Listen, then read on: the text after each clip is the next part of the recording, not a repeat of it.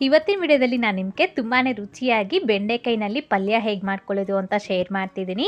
ಅನ್ನಕ್ಕೆ ಸೈಡ್ ಡಿಶ್ಗಾಗಿ ಅಥವಾ ಚಪಾತಿಗೆ ಆಗಲಿ ತುಂಬ ಚೆನ್ನಾಗಿರುತ್ತೆ. ಕೇವಲ 15ರಿಂದ 20 ನಿಮಿಷ ಒಳಗಡೆ ನಮಗೆ ಈ ಬೆಂಡೆಕಾಯಿ ಪಲ್ಯ ಅನ್ನೋದು ರೆಡಿ ಆಗಿಬಿಡುತ್ತೆ.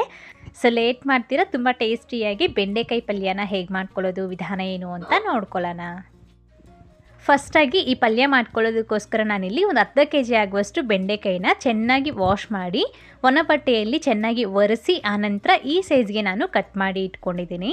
ಈಗ ಪಲ್ಯ ಮಾಡ್ಕೊಳ್ಳೋದಕ್ಕೆ ಈ ರೀತಿ ಕಡಾಯಿಗೆ 3 ಟೇಬಲ್ ಸ್ಪೂನ್ ಆಗುವಷ್ಟು ಎಣ್ಣೆ ಹಾಕಿ ಆನಂತರ ಇದಕ್ಕೆ ಒಂದು 1/4 ಟೀ ಸ್ಪೂನ್ ಆಗುವಷ್ಟು ಸಾಸಿವೆ ಕಾಳು ಹಾಕ್ಕೊಂಡು ಸಿಡಿದ ಆದಮೇಲೆ ಇದಕ್ಕೆ ಒಂದು 1/4 ಟೀ ಸ್ಪೂನ್ ಆಗುವಷ್ಟು ಜೀರಿಗೆ, ಹಾಗೆಯೇ 1 ಟೀ ಸ್ಪೂನ್ ಆಗುವಷ್ಟು ಕಡಲೆಬೇಳೆ, ಹಾಗೆ ಒಂದೆರಡು ಒಣಮೆಣಸಿನಕಾಯಿ, ಸ್ವಲ್ಪ ಕರಿಬೇವಿನ ಸೊಪ್ಪು ಹಾಕ್ಕೊಂಡು ಇದನ್ನು ಒಂಚೂರು ಫ್ರೈ ಮಾಡ್ಕೊಳ್ಳಿ.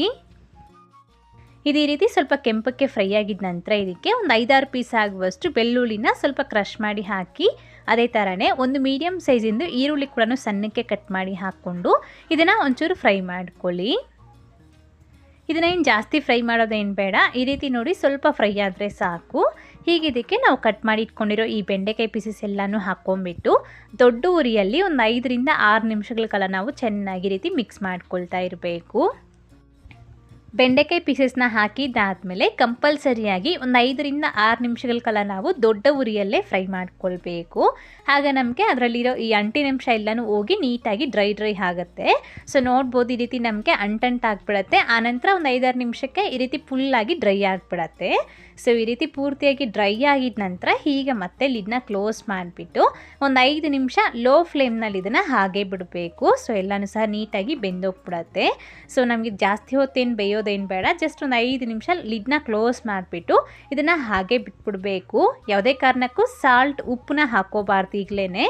ಸೊ ಒಂದು 5 ನಿಮಿಷ ಬಿಟ್ಟಿದ್ದಾದಮೇಲೆ ನೀವು ನೋಡ್ಬೋದು, ಸೊ ನೀಟಾಗಿ ಫ್ರೈ ಆಗಿಬಿಟ್ಟು ಬೆಂಡೆಕಾಯಿ ಎಲ್ಲನೂ ಸಹ ನೀಟಾಗಿ ಬೆಂದೋಗಿದೆ. ಹೀಗಿದ್ದಕ್ಕೆ ರುಚಿಗೆ ತಕ್ಕಷ್ಟು ಉಪ್ಪು, ಹಾಗೆಯೇ ಒಂದು 2 ಚಿಟಿಕೆ ಆಗುವಷ್ಟು ಅರಿಶಿನದ ಪುಡಿ, ಅರ್ಧ ಟೀ ಸ್ಪೂನ್ ಆಗುವಷ್ಟು ಖಾರದ ಪುಡಿ, ಒಂದು 1/4 ಟೀ ಸ್ಪೂನ್ ಆಗುವಷ್ಟು ಚಿಕನ್ ಮಸಾಲ ಅಥವಾ ಗರಂ ಮಸಾಲ ಯಾವುದಾದ್ರೂ ಹಾಕೋಬೋದು. ಹಾಕ್ಕೊಂಡು ಚೆನ್ನಾಗಿ ಮಿಕ್ಸ್ ಮಾಡಿ. ಈ ರೀತಿ ನೀಟಾಗಿ ಎಲ್ಲ ಮಿಕ್ಸ್ ಆಗಿದ ನಂತರ ಈಗ ಮತ್ತೆ ಲಿಡ್ನ ಕ್ಲೋಸ್ ಮಾಡಿಬಿಟ್ಟು ಇನ್ನೊಂದು 5 ನಿಮಿಷ ಲೋ ಫ್ಲೇಮ್ನಲ್ಲಿ ಹಾಗೆ ಬಿಡಬೇಕು. ಸೊ ಒಂದು 5 ನಿಮಿಷ ಲೋ ಫ್ಲೇಮ್ನಲ್ಲಿ ಹಾಗೆ ಬಿಟ್ಟಿದ್ದಾದಮೇಲೆ ನೀವು ನೋಡ್ಬೋದು, ಒಳ್ಳೆ ಸೂಪರಾಗಿ ನಮಗೆ ಬೆಂಡೆಕಾಯಿ ಪಲ್ಯ ಅನ್ನೋದು ರೆಡಿಯಾಗಿರುತ್ತೆ. ಅಷ್ಟೇ, ನಮಗೆ ಸೂಪರ್ ಟೇಸ್ಟಿಯಾಗಿ ಬೆಂಡೆಕಾಯಿ ಪಲ್ಯ ರೆಡಿಯಾಗಿದೆ. ಫೈನಲಾಗಿ ಸ್ವಲ್ಪ ಸಣ್ಣಕ್ಕೆ ಕಟ್ ಮಾಡ್ಕೊಂಡಿರೋ ಕೊತ್ತಂಬರಿ ಸೊಪ್ಪು ಕೂಡ ಹಾಕ್ಕೊಂಡು ಮಿಕ್ಸ್ ಮಾಡ್ಕೊಂಡು ಸರ್ವ್ ಮಾಡ್ಕೊಳ್ಳಿ. ಊಟದ ಜೊತೆ ನಂಚ್ಕೊಳ್ಳೋದಕ್ಕೆ ಆಗಲಿ ಅಥವಾ ಚಪಾತಿಗೆ ಆಗಲಿ ಚೆನ್ನಾಗಿರುತ್ತೆ.